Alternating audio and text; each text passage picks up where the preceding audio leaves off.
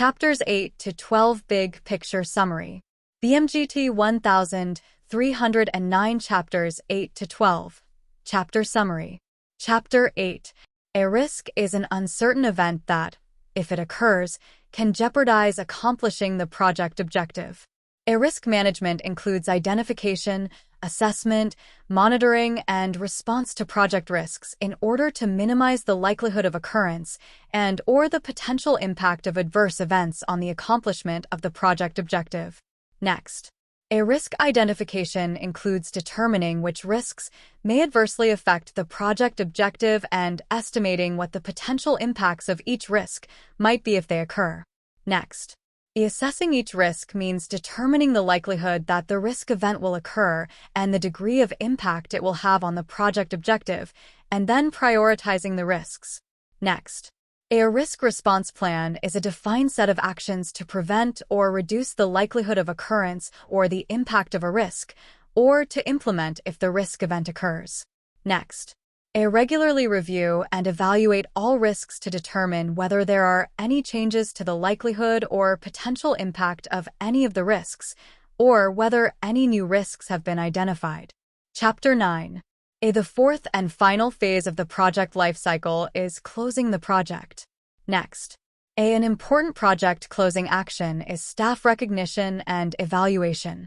Next, conduct post-project evaluation meetings with individual team members and hold a group meeting with the project team to gather feedback for improved future performance.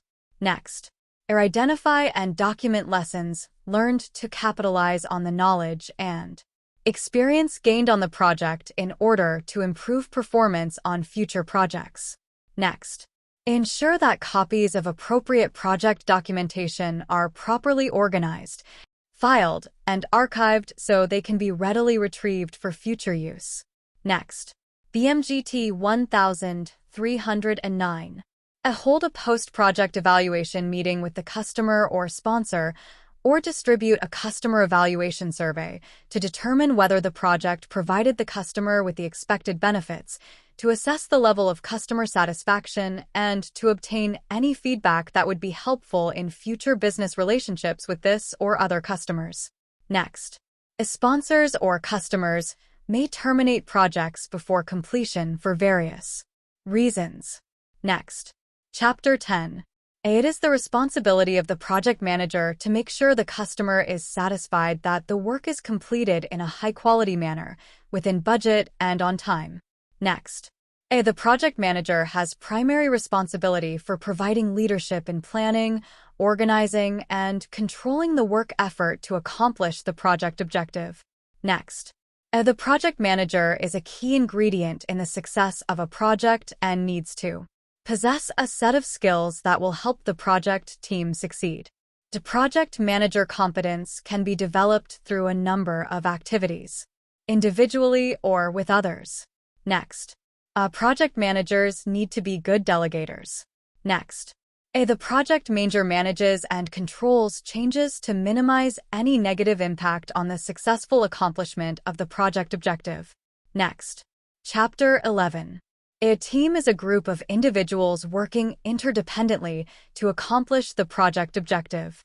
Project teams evolve through various stages of development: forming, storming, norming, and performing.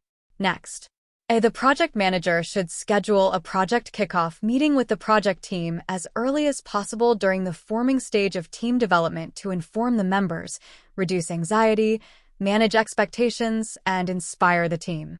Next, an effective project team characteristics include a clear understanding of the project objective, clear expectations of each person's role and responsibilities, results orientation, a high degree of cooperation and collaboration, and a high level of trust. Next, BMGT 1309. Barriers to team effectiveness include unclear vision and objective, unclear definition of roles and responsibilities, lack of project structure, lack of commitment, poor communication, poor leadership, turnover of project team members, and dysfunctional behavior. Next, A team building is the responsibility of both the project manager and the project team.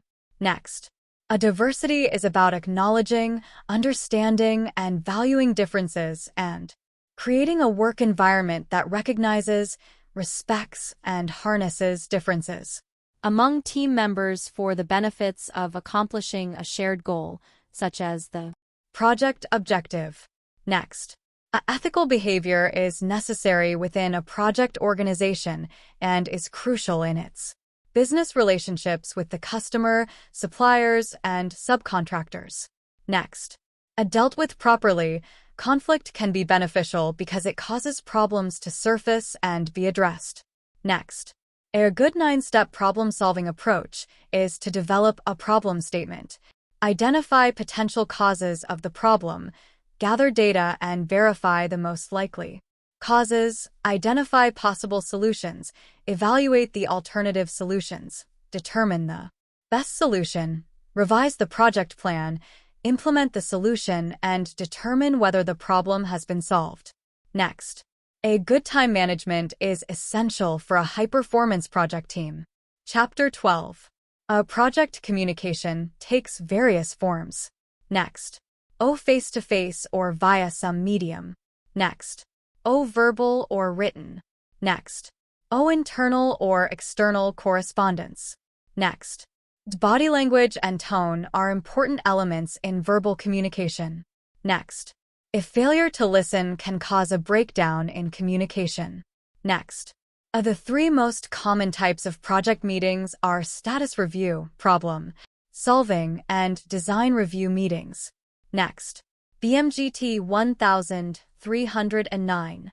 Before any meeting, the purpose of the meeting and the people who need to participate should be determined, an agenda drawn up and distributed, materials prepared, and room arrangements made.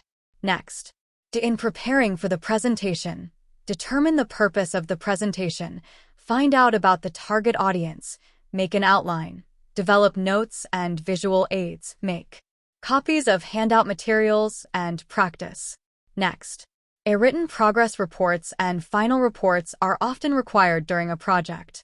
Next, at the start of the project, a document tracking system needs to be established to govern how changes to documents will be documented, approved, and communicated.